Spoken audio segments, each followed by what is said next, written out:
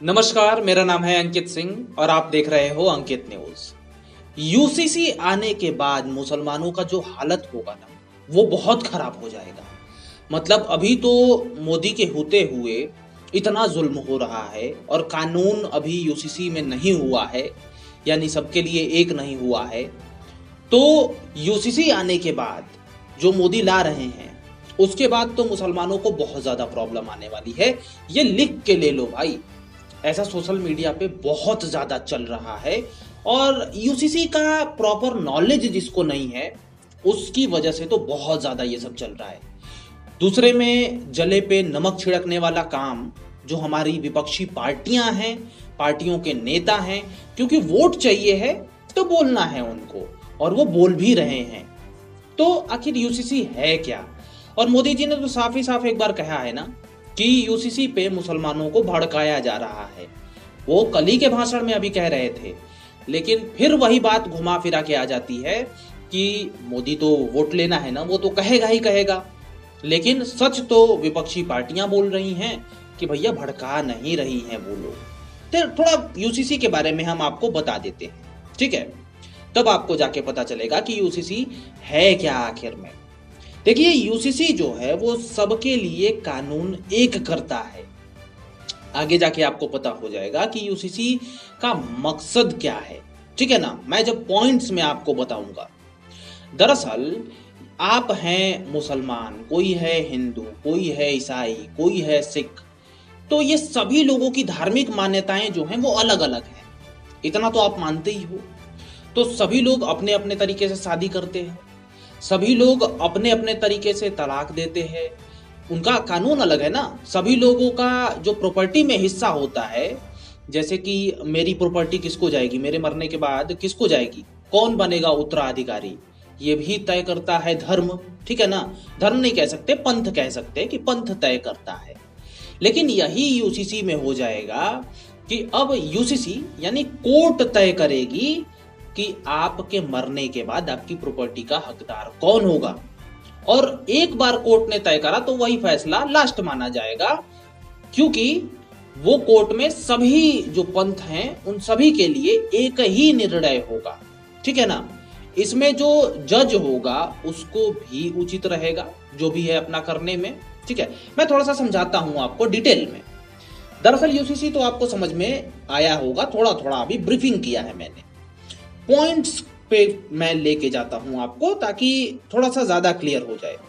दरअसल एक बात और जान लीजिए कि यूसीसी ये कोई हमारे लिए अनछुआ चीज नहीं है। ये संविधान में अगर अनुच्छेद 44 पढ़ेंगे तो ये भी कहता है कि इस देश में सबको बराबर का हिस्सा दिया जाए, ठीक है ना? सबको बराबर सामान्यता मिले, तो ये अनुच्छेद 44 कहता है। लेकिन इसको इम्प्लीमेंट नहीं किया गया है क्योंकि बहुत सारी संस्कृति है हमारे यहाँ की, हर 100-150 किलोमीटर पे संस्कृतियां बदलती रहती हैं, ठीक है ना?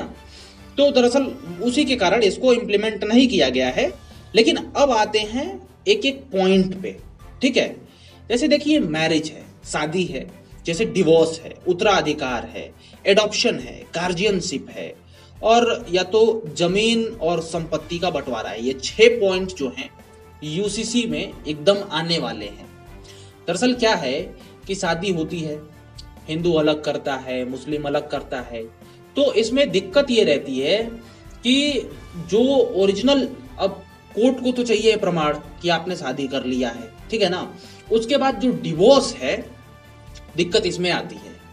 दरअसल डिवोर्स क्या है, मुस्लिमों में क्या था, अभी 3 तलाक का मामला हाईलाइट हुआ था, जहां पे क्या होता था, 3 तलाक दे दिया जाता था और बस शादी खत्म, कोर्ट से तो कुछ होना ही नहीं है, शादी खत्म। और उसके बाद तलाक पति ने गुस्से में दे भी दिया, ठीक है ना? मुस्लिमों का मैं विपत्ति बता रहा हूं, मुस्लिम महिलाओं का, कि चलिए मान लेते हैं तलाक दे दिया गया, ठीक है, अलग हो भी गई।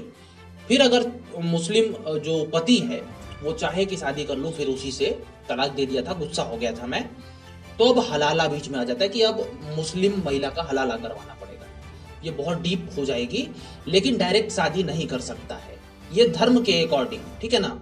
लेकिन जब यूसीसी आएगा तो उसमें डायरेक्ट होगा कि आपने कुछ भी, पहले तो तलाक देना ही नहीं है, और अगर आप कोर्ट में जाकर के तलाक देते हो, ठीक है ना, कोर्ट के प्रोसेस की वजह से तलाक देते हो, कितने भी गुस्से में हो, वैसे तो बहुत टाइम ले लेता है तलाक लेने में, गुस्सा शांत हो जाता है।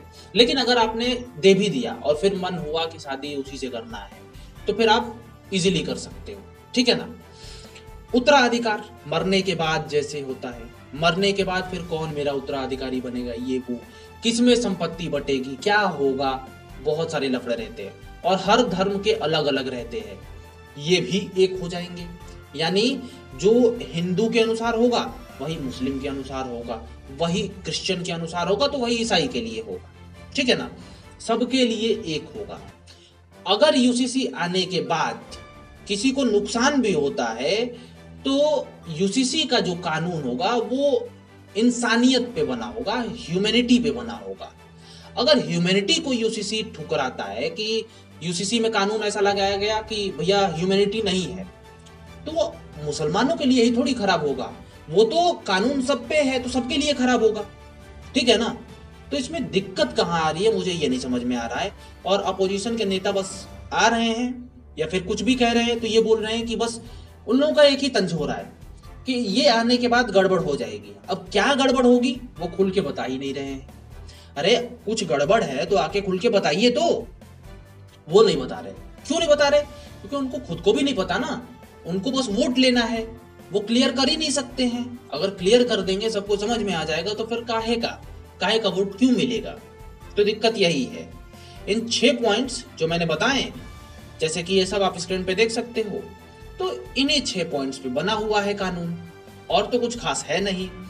इसमें अगर आप अनुच्छेद 44 पढ़ो, जैसा कि मैंने पहले भी बता रखा है, तो अनुच्छेद 44 जो है वो कहता है कि भारत राज्य के पूरे क्षेत्र में नागरिकों के लिए एक समान नागरिक संहिता को सुरक्षित करने का प्रयास करेगा, ठीक है ना। एक समान यानी अगर कोई हिंदू है, ठीक है, और उसका कत्ल हो रहा है तो उस पे भी वही कानून लगेगा। मैं मुस्लिम हूं तो मेरे पे भी वही कानून, ईसाई पे भी वही कानून। तो एक देश है, एक ही। और मोदी जी ने जो बोला था, ठीक है, हाल ही में एक मोदी जी का भी भाषण आया था कि घर में अगर एक कानून है तो पूरा देश में एक कानून क्यों नहीं हो सकता है, सबके लिए अलग अलग क्यों होगा, ठीक है, वो भी सही कह रहे थे। लेकिन अपोजिशन को चाहिए है वोट और इसीलिए दिक्कत हो रही है। दरअसल यहाँ पे जो आम आदमी पार्टी है उसका भी समर्थन बीजेपी को मिलता हुआ दिख रहा है। वो भी लोग यूसीसी को लेकर के कह रहे हैं कि ये आ जाए तो ही बढ़िया है, हम समर्थन कर रहे हैं। अभी अभी एक न्यूज आई है कि आपके संगठन, आप मतलब आम आदमी पार्टी संगठन के महासचिव संदीप पाठक आज तक के साथ बात कर रहे थे। तो अभी भी न्यूज निकल के आई है कि वो यूसीसी पे समर्थन करते हुए दिख रहे हैं बीजेपी को। तो देखते हैं कि क्या होता है। यूसीसी के बारे में आपको पूरा पता चली गया होगा, नहीं पता है तो अभी भी बताइए, ठीक है। मैं आपको पीडीएफ ही भेज देता हूं क्योंकि इस यूसीसी से किसी को खतरा नहीं है, बस फालतू में वोटिंग वाला सिस्टम है, नेता भड़का रहे हैं। अब आप बताइए और मिलते हैं नेक्स्ट वीडियो में।